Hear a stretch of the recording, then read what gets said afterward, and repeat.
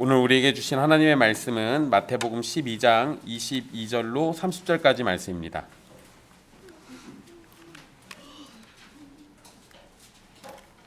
마태복음 12장 22절로 30절까지 말씀입니다. 귀하신 하나님의 말씀 받들어서 읽도록 하겠습니다. 그때 귀신 들려 눈 멀고 말 못하는 사람을 데리고 왔거늘 예수께서 고쳐주심에 그 말 못하는 사람이 말하며 보게 된지라. 무리가 다 놀라 이르되 이는 다윗의 자손이 아니냐 하니 바리새인들은 듣고 이르되 이가 귀신의 왕 바알세불을 힘입지 않고는 귀신을 쫓아내지 못하느니라 하거늘 예수께서 그들의 생각을 아시고 이르시되 스스로 분쟁하는 나라마다 황폐하여질 것이요 스스로 분쟁하는 동네나 집마다 서지 못하리라. 만일 사탄이 사탄을 쫓아내면 스스로 분쟁하는 것이니 그리하고야 어떻게 그의 나라가 서겠느냐. 또 내가 바알세불을 힘입어 귀신을 쫓아내면 너희의 아들들은 누구를 힘입어 쫓아내느냐. 그러므로 그들이 너희의 재판관이 되리라. 그러나 내가 하나님의 성령을 힘입어 귀신을 쫓아내는 것이면 하나님의 나라가 이미 너희에게 임하였느니라.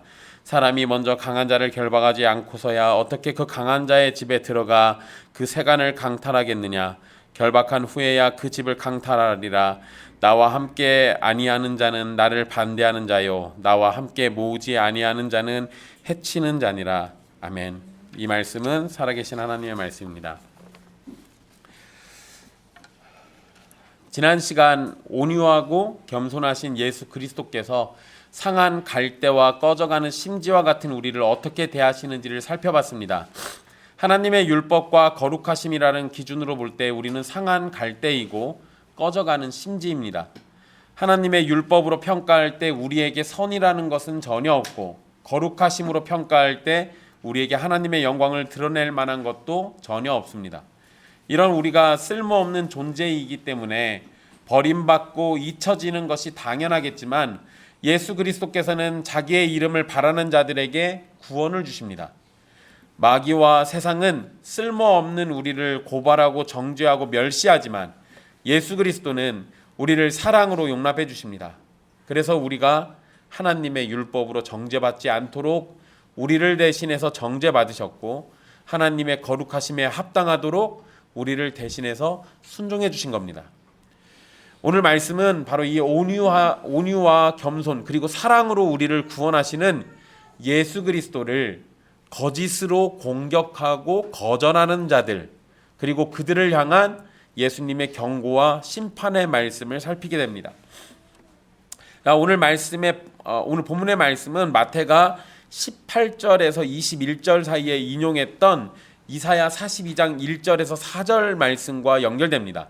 이사야 42장 1절에서 4절 말씀은 하나님께서 메시아에게 성령을 주시겠다는 약속이 있습니다. 그리고 성령님을 통해서 능력을 나타내시는 예수님과 그러한 예수님이 사탄을 의지한다고 거짓말로 비난하는 바리새인들이 나오는 이야기입니다.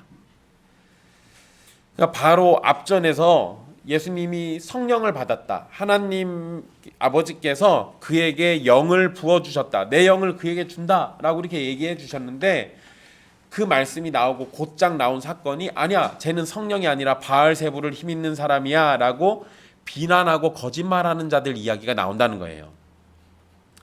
귀신 들려 눈 멀고 말 못하는 사람을 예수님에게 데리고 온 일로부터 사건이 시작됩니다. 눈 멀고 말 못하는 사람의 상태는 귀신 때문이라고 성경에 기록되어 있는데 이와 비슷한 사람이 한 번 더 있었습니다. 마태복음 9장 32절 34절 말씀에 나와 있는 귀신 들려서 말 못하는 사람이었어요. 근데 그때 예수님이 그 사람을 고쳐주셨습니다.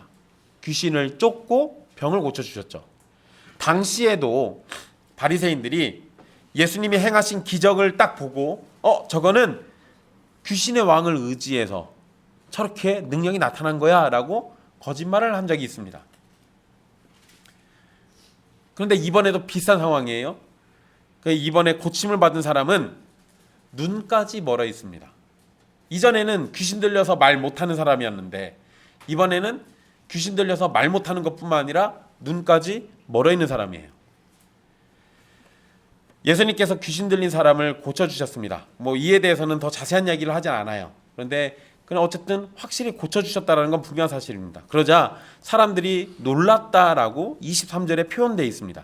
23절에 사람들이 놀라서 한 말을 기록해놨는데 이는 다윗의 자손이 아니냐라고 되어 있어요.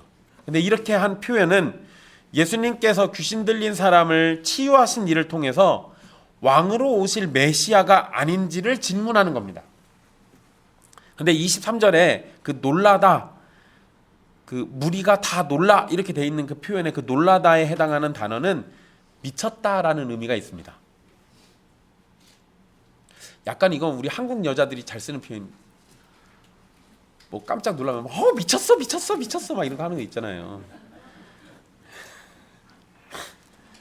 이게 무리가 예수님이 보이신 기적에 놀라서 열광하는 거예요. 미친 사람처럼 열광했다라는 그런 의미가 있는 거예요. 너무 깜짝 놀란 거죠. 이 사람이 다윗의 자손이 아니냐라고 질문할 때 이 사람 다윗의 자손이 아닌가? 이런 정도가 아니라 너무 놀라고 열광해서 미친 듯이 소리치면서 이 사람 다윗의 자손이 아니야? 라고 이렇게 얘기한 거예요.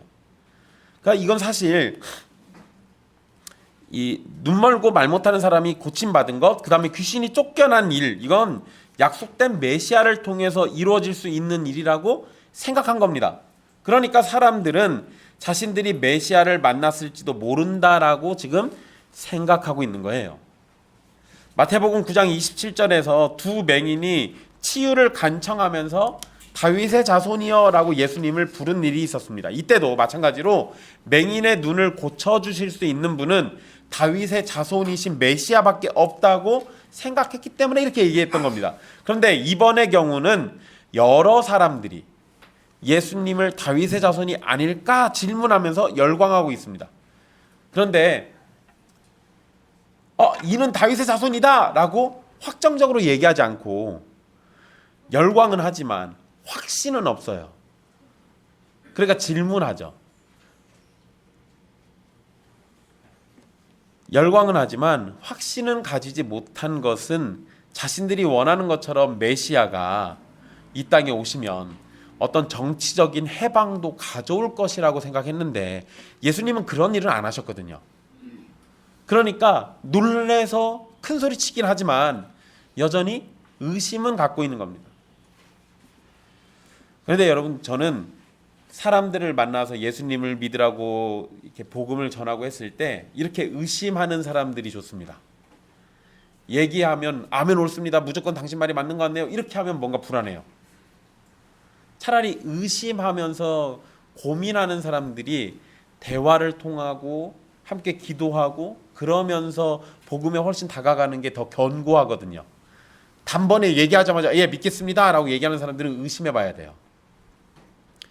어쨌든 지금의 상황은 뭔가 나름대로 좋은 상황인데 사람들은 예수님이 혹시 메시아가 아닐까라고 지금 생각하고 있는 가운데 바리새인들은 사람들의 말을 듣고 전혀 반대의 반응을 보입니다. 바리새인들은 예수님에 대한 적대심이 가득했던 사람들이고 그래서 예수님이 좋게 보일 리가 없습니다. 예수님이 어떤 좋은 일을 해도 그게 절대 좋은 일이라고 생각하지 않아요. 그래서 예수님의 능력이 사탄을 의지한 것이라고 이야기하고 있는 겁니다. 사람들이 예수님을 다윗의 자손일지도 모른다라고 생각한 것에는 예수님의 능력이 하나님으로부터 왔을지도 모른다고 생각했기 때문인데 바리새인들은 완전히 반대로 예수님의 능력은 사탄으로부터 왔으니 메시아가 아니라 이 사람은 귀신을 의지하는 사람이라고 주장하는 겁니다. 거기다가 아예 이번에는 이름까지 언급해요. 바알세불, 귀신의 왕 바알세불을 힘입었다 이렇게 얘기합니다. 귀신 들렸던 사람이 고침을 받은 일은 분명한 사실입니다. 이제는 부정을 못해요. 똑같은 일이 두 번 벌어졌고 거기다가 지금 많은 사람들이 봤습니다. 그러니까 이거 그런 일이 없었다라고 말을 못하는 거예요. 차라리 한두 명만 봤으면 바리새인들이 아마 그거 잘못된 거야. 애가 눈 감고 있었는데 눈 뜨게 해놓고는 그 눈 고쳤다고 한 거야. 이런 식으로 거짓말을 했을지도 몰라요. 그런데 지금 목격한 사람이 너무 많아요. 그러니까 병고침 자체를 부정하진 않습니다. 대신에 병고침의 능력을 부정해버리는 거예요. 그래서 바리새인들이 그것을 부정할 수 없으니까, 하지만 바리새인들은 예수님을 극도로 미워하니까 예수님 뒤에 하나님이 계신다라는 사실을 인정하고 싶지 않은 거예요. 그래서 이들이 선택한 것이 바로 귀신의 왕 바알세불을 의지하는 사람이라고 말하는 거예요. 바리새인들이 예수님께서 귀신의 왕을 의지한다라고 말은 했는데, 그러면 그거에 대한 근거가 있어야죠. 증거가 있어야죠. 근데 바리새인들이 그거에 대해서 근거나 증거를 제시합니까? 하나도 없어요. 하나도 없어요. 그냥 예수님에 대한 비난과 거짓말을 말할 뿐입니다.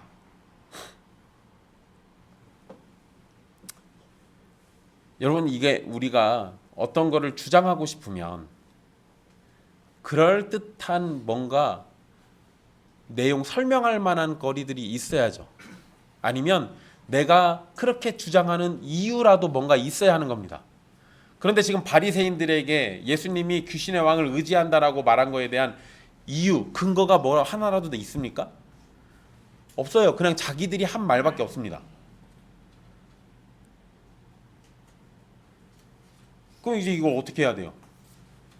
근데 여러분, 정말 슬픈 건 주장이나 근거가 없어도 어느 위치에 있는 사람들이 이렇게 떠들어 버리면, 그러면 이건 사실처럼 받아들여집니다. 예나 지금이나 별 차이가 없어요. 왜 그런지 모르겠습니다. 여러분 보시기에 제가 빨갱이처럼 보이십니까? 저보고 빨갱이라는 사람들이 있어요. 저 돈 엄청 좋아합니다. 사유재산 아주 좋아합니다.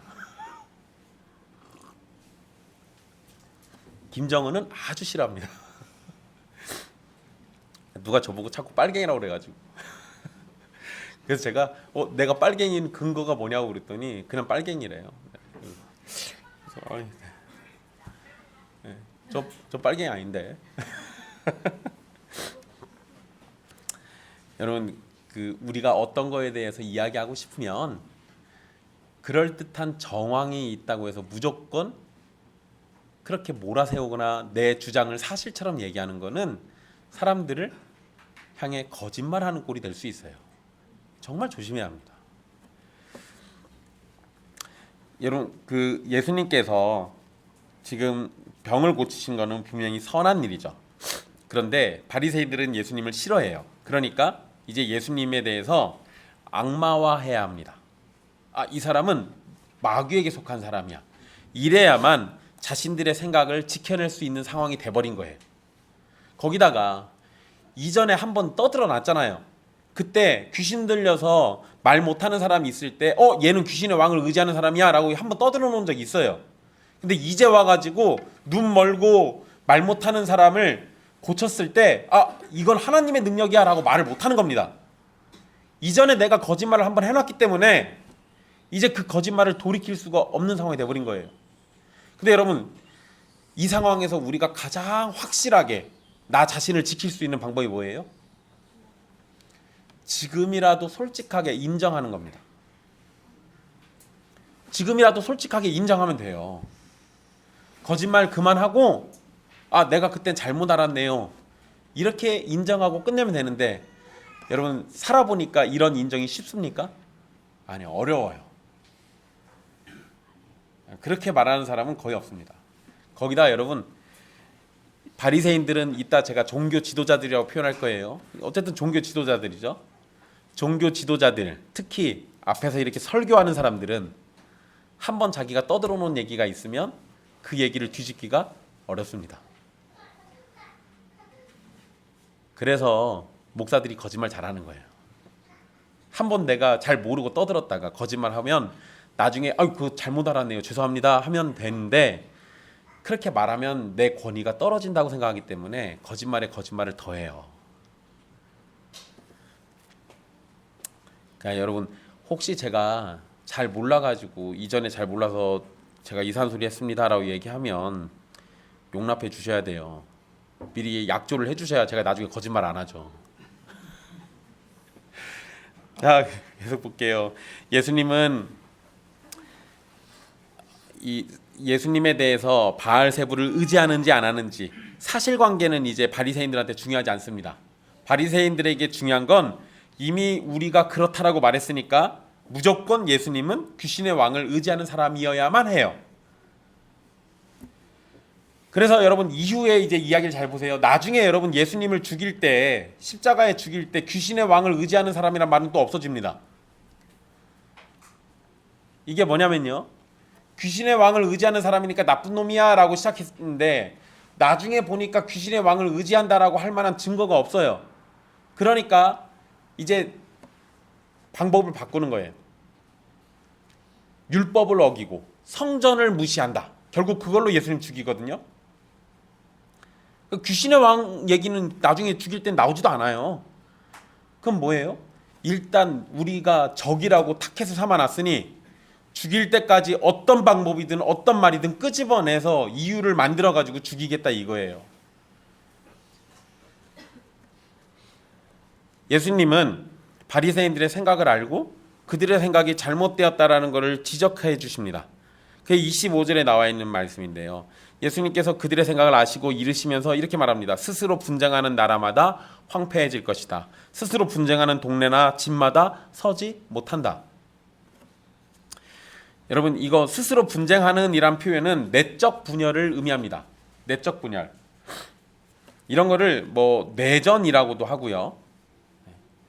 그리고 스스로 이렇게 싸우는 거니까 그 안에서 그 스스로 분쟁하는, 그러니까 우리 지금 이렇게 번역해 놓은 것처럼 그런 일들이 벌어지는 건데, 여러분 이거는요, 이 당시 로마 제국 상황을 좀 보시면 되는데, 당시 로마 제국은 굉장히 막강한 군사력을 가지고 있었어요. 그래서 싸움으로는 로마 제국을 이길 만한 데가 거의 없습니다.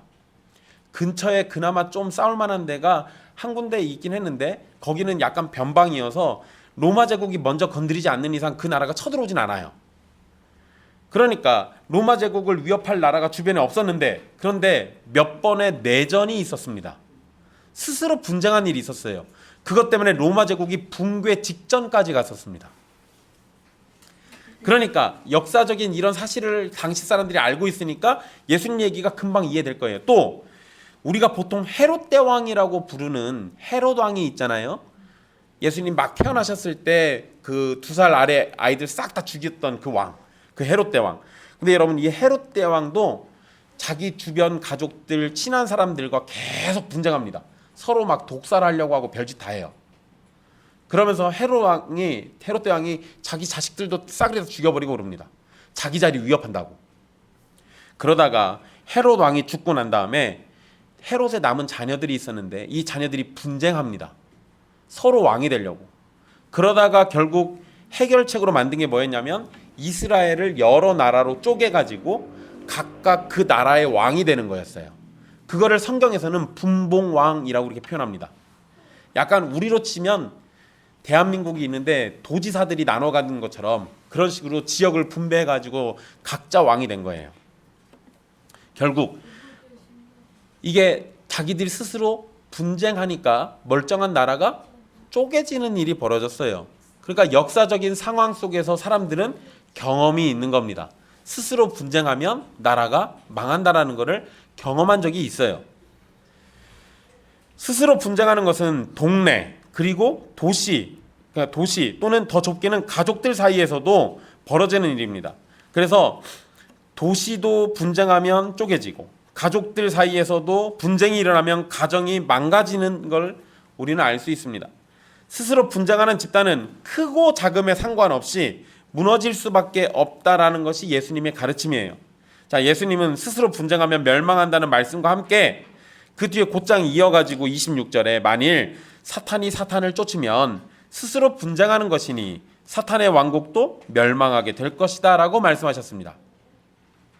자, 그러면 이렇게 생각하면 쉬워요. 여기까지만 놓고 예수님의 의도를 놓고 보면, 바리새인들이 만약에 예수님한테 귀신의 왕을 의지해서 귀신을 쫓아내는 사람이다 라고 얘기하면 예수님이 26절까지 하신 말씀만 놓고 보면 뭔 소리예요? 내가 귀신 쫓는 거면 내버려 두라 이거예요. 귀신이 귀신을 대적하니까 알아서 망할 거 아니에요. 그러니까 내가 귀신을 대적하는 거면 그냥 내버려 두면 돼. 그런데 예수님을 끝끝내 방해하죠. 스스로 분쟁해서 망하게 하는 게 아니라 스스로 분쟁을 못하게 만드는. 이렇게 되면 바리새인들은 누구 편이에요? 그렇죠. 마귀 편이죠. 사실 예수님은 함정을 파놓으신 겁니다. 예수님이 진짜로 귀신의 왕을 의지한다라고 하면 스스로 분쟁해서 망하게 내버려 두면 되는 거고, 귀신의 왕을 의지하는 게 아니라고 하면 자기들이 헛소리한 게 되는 거고, 무슨 짓을 하든 바리새이들은 결국 틀리게 돼 있어요. 예수님을 계속 반대하는 이상.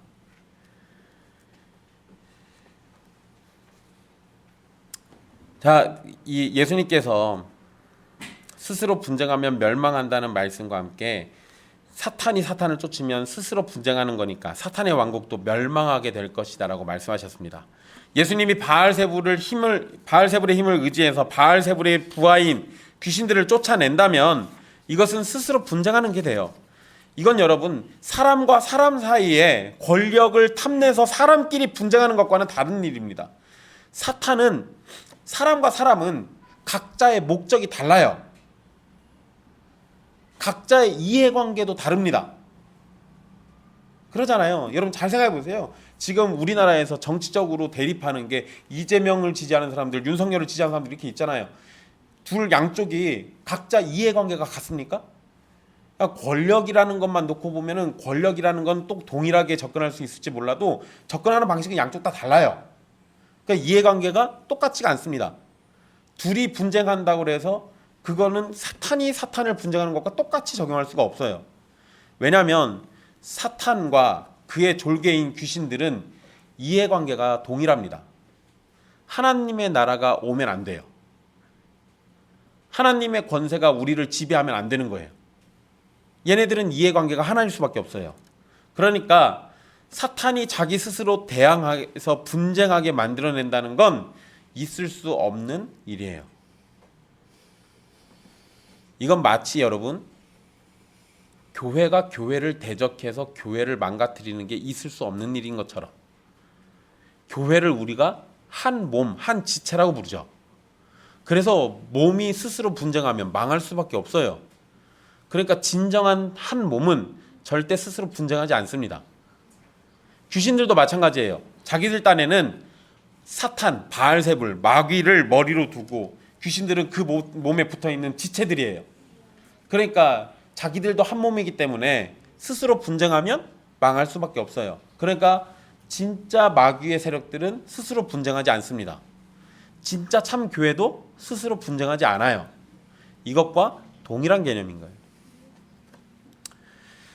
예수님은 이제 바리새인들이 말한 것처럼 자신이 바알세불을 힘입어 귀신을 쫓아낸다면 너희의 아들들은 누구를 힘입어 쫓아내는 거냐라고 질문하십니다. 여기에서 너희의 아들들이란 표현은 유대인 주술사들을 가리키거나 바리새인들의 제자들을 가리키는 표현일 겁니다. 당시에 이 시대가 지금 시대하고 좀 멀어요. 옛날 한옛날 이 당시 시대에는 질병이나 사고와 같은 것들이 귀신과 관련이 있다고 많이 믿었습니다. 그래서 이방인이나 유대인이나 모두 귀신을 쫓는 퇴마 행위가 유행이었어요. 우리도 저 귀신 쫓는 퇴마 행위가 우리나라 이렇게 절기 중에도 있잖아요. 단오날 우리 뭐 먹어요? 네? 팥죽. 동짓날. 네, 죄송합니다. 동짓날. 그래요. 제가 원래 뿌리가 중국 사람이라 그래요. 네, 이해해 주세요. 네. 우리 동짓날, 동지 팥죽이죠. 팥죽 먹잖아요. 팥죽 왜 먹어요? 그게 말피하고 색깔이 비슷하다고 그래가지고 말피는 귀신을 쫓는 능력이 있다라고 우리 조상들이 믿었어요. 그래서 말피와 색깔이 비슷한 팥죽을 먹으면서 귀신을 내쫓는 걸로 생각합니다. 퇴마 행위가 있어요. 그죠? 또 여러분 재수 없는 사람 왔다 가면은 뭐 뿌려요? 그냥 소금 뿌려요. 그것도 나름대로 퇴마 행위가 있습니다. 어쨌든 귀신을 쫓는 사람들은 보통 주문, 부적 또는 어떤 특정한 행동을 통해서 귀신들을 쫓아냈어요. 이거는 우리나라뿐만 아니라 이스라엘에도 있었던 행위예요. 하나님께서 이거를 인정하신 건 아닙니다. 하나님께서 이거 하라고 하신 적은 없어요. 그런데 그 당시 문화다 보니까 자연스럽게 이걸 했던 거예요. 그래서 예수님께서 바리새인들에게 너희의 아들들이라고 말씀하신 것은 바리새인과 관련된 어떤 주술사가 있었고 또는 바리새인을 따르는 제자들 가운데 귀신을 쫓는 사람을 가리켜서 하신 말씀인 겁니다. 예수님께서 이렇게 언급한 걸 보면 실제 바리새인과 연관된 어떤 사람들 중에는 귀신을 쫓아내는 일이 실제로 있었던 것으로 보입니다. 이런 상황 가운데 바리새인들은 이제 예수님의 질문에 답을 해야 돼요. 바리새인의 아들들이 귀신을 쫓아낸다면 그들은 도대체 누구를 의지해서 귀신을 쫓아내는 거냐는 겁니다. 그래서 예수님이 또 덧붙여서 하신 말씀이 그들이 너희의 재판관이 되리라 라는 말씀이에요. 바리새인의 아들들이 바리새인들의 주장이 틀렸음을 증명하는 재판관의 역할을 할 거라는 겁니다. 28절에 우리 성경에서는 생략되어 있는데요. 만일이라는 표현이 있습니다. 그리고 이 표현은 27절에도 있어요.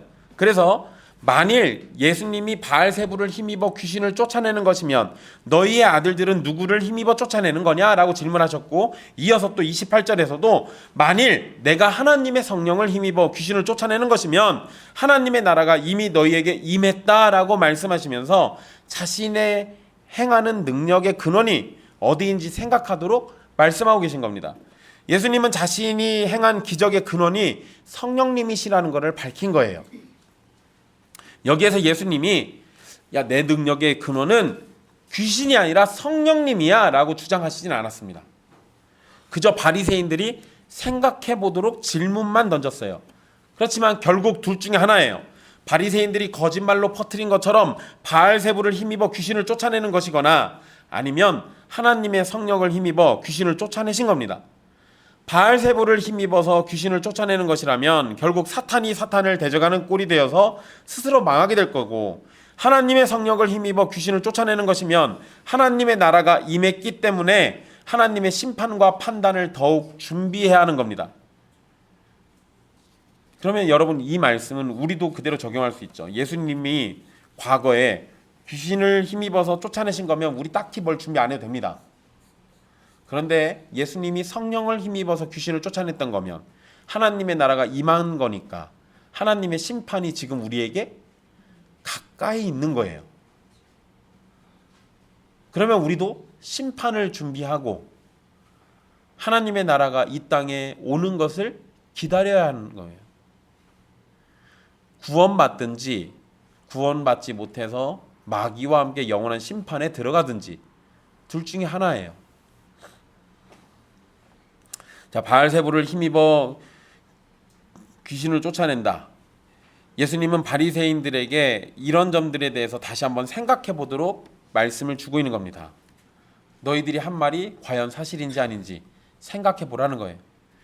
28절의 말씀은 결국 자신이 약속된 메시아라는 점을 밝히고 있는 거기도 합니다. 하나님이 메시아에게 성령을 주시겠다라고 약속한 이사야 11장 2절, 61장 1절, 2절 말씀을 안다면 분명하게 이해할 수 있는 말씀입니다. 또한 예수님은 자신이 메시아이심을 밝히면서 하나님의 나라가 이미 시작되었다라는 걸 말씀하신 거예요. 메시아와 하나님의 나라는 소망해야 하는 대상이 아니라 이미 실존하는 실체로 와 있는 겁니다. 예수님은 비유를 들어서 설명하시는데 29절에 강한 자, 그리고 그를 결박하는 사람, 이런 사람들이 언급이 됩니다. 여기에서 강한 자는 사탄을 상징하고요.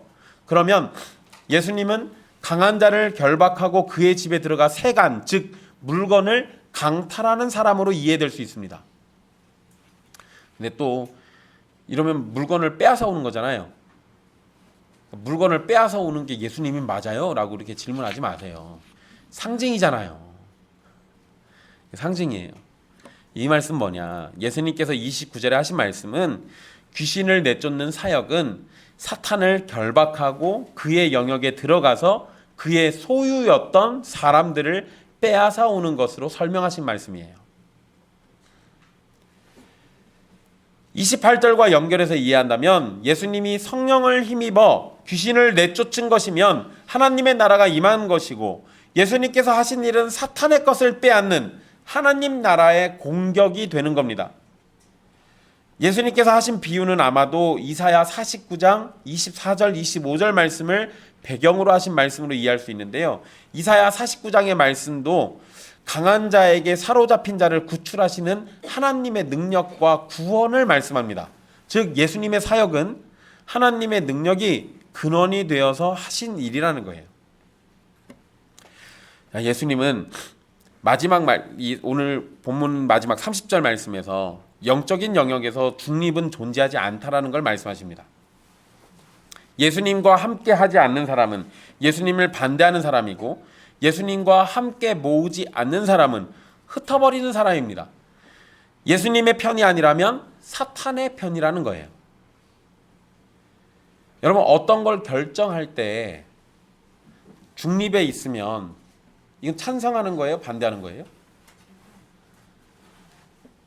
어떤 일을 해야 해서 찬성하는 사람들이 많이 필요하면 찬성을 해야만 돕는 거고, 중립이거나 반대는 그냥 반대한 거예요.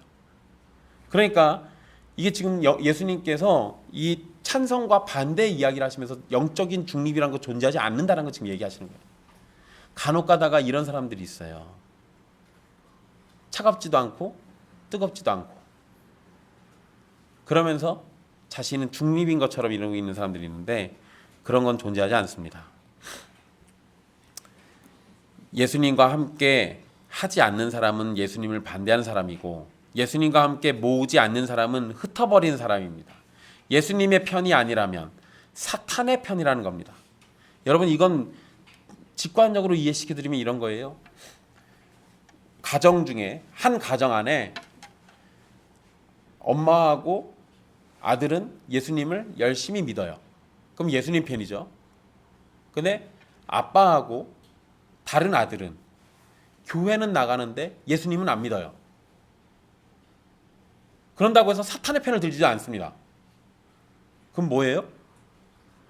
지금 중립이에요. 내가 교회는 당신이 가자니까 가긴 가는데 딱히 열심히 믿고 싶지 않아. 그렇지만 나는 그런다고 사탄의 자식도 되고 싶진 않아. 중립이에요. 그럼 예수님이 최후의 심판날 심판하실 때 넌 중간에 있었으니까 보류하자. 이따가 생각해보자. 이러실 것 같아요? 아니요. 중간에 있는 사람은 예수님의 편이 아닌 거예요.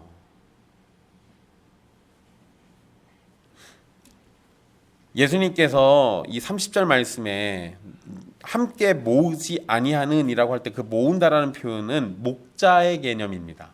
목자가 양들을 모은다 할 때 쓰는 그 단어예요. 그래서 여기 목자의 개념을 사용하시는데, 자신의 양을 찾고 모으는 일에 동참하든지 아니면 양떼를 흩어버리든지 둘 중에 하나만 할 수 있다는 걸 얘기한 거예요. 우주적인 전쟁, 이 영적 전쟁에서 적극적으로 예수님의 편에 서거나 사탄의 편은 사람, 아니면 적극적으로 사탄의 편에 서는 사람이 있고, 또 아무 편에도 서지 않는 사람도 분명히 있을 겁니다.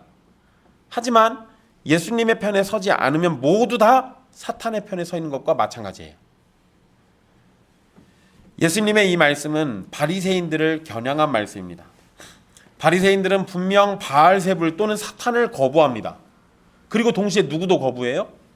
예수님도 거부해요. 그럼 얘네들은 딱 지금 뭐예요? 중립이죠. 그래서 예수님이 얘네들 들으라고 하신 얘기예요. 예수님이 귀신을 내쫓은 것을 하나님의 능력으로 나타난 일이라고 받아들이지도 않고, 예수님이 바알세불을 의지하고 있다고 거짓말하면 바리새인들은 바알세불도 거부하고 예수님도 거부하는 겁니다. 바리새인들은 사실상 중립의 자세를 취한 거예요. 이들은 율법을 철저히 지키는 것처럼 보이고 하나님의 뜻을 따라서 경건하게 사는 것처럼 보이지만 실제로는 교만과 불신이 가득 차 있는 존재일 뿐이에요. 바리새인들은 예수님을 향해서 비난하는 소극적인 태도를 취했습니다. 바리새인들이 몽둥이 들고 쫓아다니면서 예수님을 막는 폭력적이고 적극적인 태도를 한 건 아니에요. 그렇지만 그들이 보인 소극적인 태도는 실제로 예수님과 하나님의 나라를 적극적으로 반대하는 것과 같은 겁니다. 예수님은 잃어버린 양을 찾고 계신데 바리새인들은 찾아야 할 양을 흩어버리고 있는 거예요. 예수님은 바리새인들에게 이러한 비유를 통해서 회개하고 돌이킬 것을 가르쳐주고 계신 겁니다. 자, 오늘 말씀 정리해보면 예수님께서 귀신을 내쫓고 병든 자를 고쳐주셨을 때 사람들의 반응은 예수님을 다윗의 자손인 메시아일지도 모른다라고 생각하는 거였습니다. 이들은 나타난 일을 보고 옳은 방향으로 접근해 가고 있었어요. 그런데 종교 지도자들인 바리새인들이 나타나서 사람들의 생각을 흩어버렸습니다. 이 사건으로 예수님을 다윗의 자손이 아닐까 이렇게 생각하던 사람들이 어떻게 되었는지에 대해서는 알 수가 없어요. 하지만 확실한 것은 종교 지도자들이라는 이 바리새인들이 그들에게 악한 영향을 줬다라는 건 분명합니다. 종교 지도자들은 겉으로 선한 것처럼 보이고 거룩한 존재처럼 보일 수 있습니다. 그것이 진짜인지 아닌지 우리가 겉만 보고 판단하기가 어렵습니다. 그래서 스스로 선하다고 주장하거나 스스로 성경적이라고 주장하는 사람들의 말을 있는 그대로 받아들이는 것을 우리는 주의해야 돼요. 그러니까 여러분, 저는 정말 성경적입니다 라고 아무리 떠들어도 그대로 믿지 마시라고요. 의심해야 한다니까. 제가 언제 어떻게 여러분들한테 인감도장 들고 오라고 할지 모르잖아요. 여러분, 서울에 명성이 자자한 교회가 하나 있습니다. 이름을 제가 어저께 설교문에 써놨다가 다 바꿨습니다. 유튜브에 나가니까 큰일 나요. 고소당하면 세게 맞을 것 같아서. 어쨌든 그 교회 어떤 목사인데 그 목사는 자신의 목회가 머슴 목회라고 이렇게 표현을 했어요. 그러면서 교회와 성도를 주인으로 여기고 자기는 종이나 머슴처럼 섬기는 자세로 목회하겠다라는 말을 아주 자주 했습니다. 그리고 나무 지게도 등에 막 메고 머슴 흉내 내면서 사람들에게 머슴 목회를 강조했어요. 겉으로 보면 어떻게 하겠다는 거예요, 이 사람? 성도들을 섬기겠다는 거였죠. 그런데 여러분, 자기 아들에게 교회를 세습하면서 교회를 마치 개인 소유물처럼 다루고 그럼 결국은 섬기는 모습이 아니라 지배하는 모습을 보여줬습니다. 그러니까 겉으로 볼 때는 교인들을 섬기는 척 했으나 실제 속마음에는 어떻게 하면 지배할 것인가, 그거를 꿍꿍이를 품고 있었던 거예요. 스스로 선한 목회자처럼 포장은 했지만 그 속은 더러움이 가득했고 결국은 교회와 성도들에게 큰 상처를 줬습니다. 바리새인들은 예수님으로부터 이스라엘 사람들을 보호라도 하려는 듯이 예수님은 다윗의 자손이 아니고 바알세부를 힘입어 귀신을 내쫓는 사람이라 말했습니다. 바리새인들은 율법을 지키고 하나님을 섬기는 사람처럼 보여왔지만 그들이 예수님을 비방할 때는 율법을 어겼죠. 왜? 거짓말 했잖아요. 이웃에 대해서 거짓 증언하고 있는 거잖아요. 율법의 소자인 척했으나 실제로는 율법을 어기는 사람들이었어요. 하나님 나라를 위해 일하는 사람처럼 보였으나 실제로는 하나님 나라를 회방하는 모습을 보였습니다. 우리가 선하게 보이는 종교 지도자들, 즉 목사나 직분자들에 관해서 가볍게 생각하고 맹신해서는 안 됩니다. 목사가 진정으로 하나님을 섬기는지 아니면 자신을 섬기도록 사람들을 속이고 있는지 잘 살펴보시라는 거예요. 이를 위해서 성도들은 성경과 성경의 교리를 잘 알고 있어야 합니다. 거짓 목사가 사람의 말로 사람들을 속이는 것보다 성경을 이용해서 속이는 것이 훨씬 더 많습니다. 여러분, 이단들이 그냥 교주의 말 가지고 사람들을 미혹합니까? 아니요. 걔네 성경 가지고 미혹해요. 그럴 때 효과가 제일 좋습니다. 그러니까 성도들이 성경에 대해서 제대로 알지 못하면 얼마든지 거짓말에 속아 넘어갈 수 있다라는 거예요. 그것을 예방하기 위해서는 성도들이 성경과 교리를 잘 아는 것 외에는 답이 없습니다. 성도가 성경을 잘 알려고 하지 않는다면 맹신이나 게으름 그리고 나태함에 빠지게 됩니다. 하나님의 말씀을 잘 알아야 하나님을 아는 지식을 얻을 수 있고 하나님을 아는 지식을 가져야 하나님의 사랑을 지식적으로 알 수 있는 거예요. 물론 지식적으로 아는 것이 우리에게 구원을 주고 거룩함을 나타내는 것은 아니지만 지식적으로도 알지 못하면서 믿음을 가진다라는 것 자체는 모순이에요. 바른 믿음을 갖고자 한다면 하나님에 관한 바른 지식을 갖는 것부터 시작하는 겁니다. 그리고 바른 지식은 거짓 종교 지도자들을 분별하고 걸러낼 힘을 줍니다. 여러분은 거짓 지도자들에게 속지 않도록 하나님의 은혜를 구하십시오. 바리새인들은 예수님이 바알세불을 의지한다고 거짓말을 하지만 성경의 가르침은 예수님이 바알세불인 사탄을 이기셨고 정복하셨다라고 가르칩니다. 귀신 들려 눈 멀고 말 못하는 사람을 고치신 사건도 바로 예수님께서 귀신을 이기시고 정복하셨다라는 사실을 보여주는 하나의 예입니다. 사탄은 분명 대단히 위협적이고 무서운 존재예요. 그런데 여러분, 오늘 본문에서 사탄이 뭐 한 거 있습니까? 사탄은 뭐 한 거 하나도 없어요. 나쁜 짓 누가 했습니까? 사탄이 아니라 바리새인들이 했어요. 사탄이 정말 대단한 존재처럼 보이지만 실제 나쁜 짓은 사람들이 더 합니다. 네, 여러분, 우리의 삶 가운데 그런다고 해서 사탄이 아무 짓도 못하냐? 아니, 그건 아니에요. 사탄은 정말 위협적이고 무서운 존재인 건 맞습니다. 그런데 사탄은 그리스도 안에 있는 우리를 압도하는 존재가 못 돼요. 그의 대단한 능력도 예수 그리스도의 주권 아래에서 제한되는 겁니다. 그리고 그리스도께서 우리를 사랑하시기 때문에 우리를 사탄의 먹이로 던지시지 않습니다. 그러니까 사탄은 두려워해야 할 존재는 아닌 거예요. 하지만 사탄은 경계해야 합니다. 사탄은 그리스도인을 지배하진 못해요. 그러나 이건 분명한 사실이고 바뀔 수 없는 진리인데, 그런데 사탄은 그리스도인을 속일 수는 있습니다. 이거 조심하시라고요.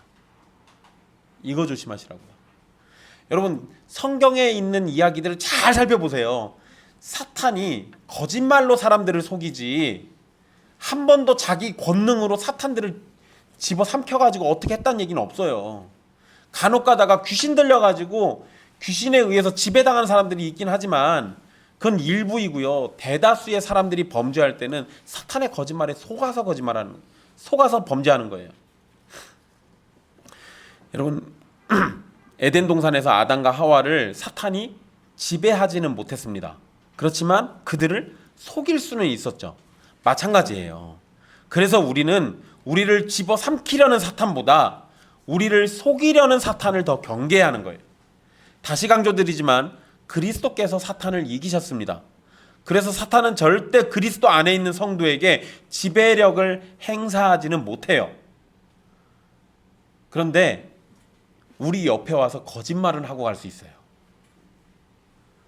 우리의 귀에다 대고 거짓말을 속삭이고 도망갈 수는 있다고요. 성도의 귀에 거짓말을 속삭이며 그들을 속이는 일은 얼마든지 할 수 있고, 그러한 거짓말에 걸려 넘어지는 성도들도 분명히 있습니다. 사탄의 지배력으로 우리를 죄에 빠지도록 만드는 것이 아니라 사탄의 거짓말이 우리를 죄로 향하게 만드는 겁니다. 그리고 사탄의 거짓말에 우리의 연약함과 믿음 없음이 반응해서 죄를 짓는 거예요. 그러니까 사탄의 거짓말이 여러분을 주장하지 못하도록 기도와 말씀, 그리고 예수 그리스도로 여러분을 무장시키십시오. 바리새인들도 거짓말에 속아서 예수님을 향해 거짓말을 쏟아내고 있는 겁니다. 사실상 여러분, 바리새인들은 사탄의 속임에 넘어가고 있는 거예요. 사탄의 꼬임에 넘어가고 있는 거예요.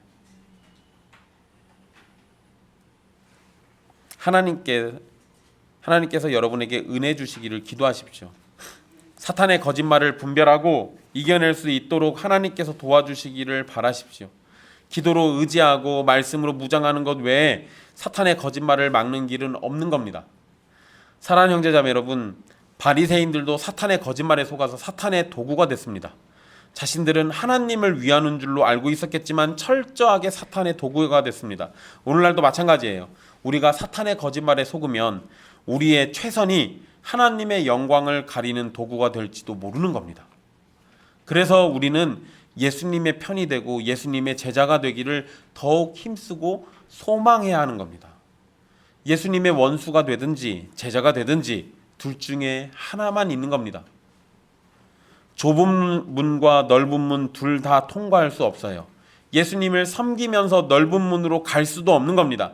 만약 애매하게 중간에 있는 것처럼 보이는 사람이 있다면 그 사람은 예수님의 원수로 예수님의 제자인 척 하는 겁니다.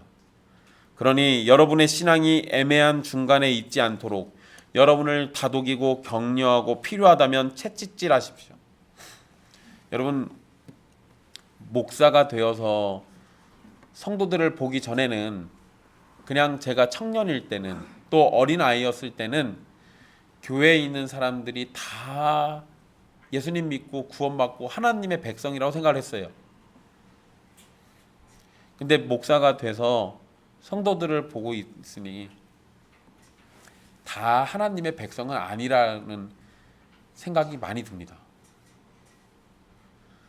다 영광스럽게 예배드리는 자리에 참여하고 있는데 다 은혜 받는 게 아니에요.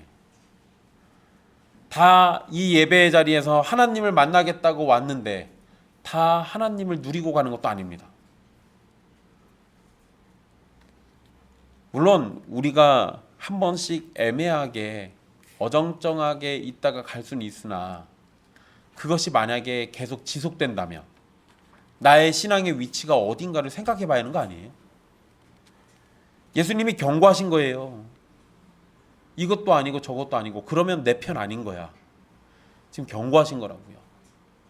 어정쩡하게 와서 은혜 받는 자리에 껴있다고 해서 은혜 받고 구원받는 게 아니라는 거예요. 그러니까 여러분이 중간에 있지 않도록 여러분의 위치를 확실히 아십시오.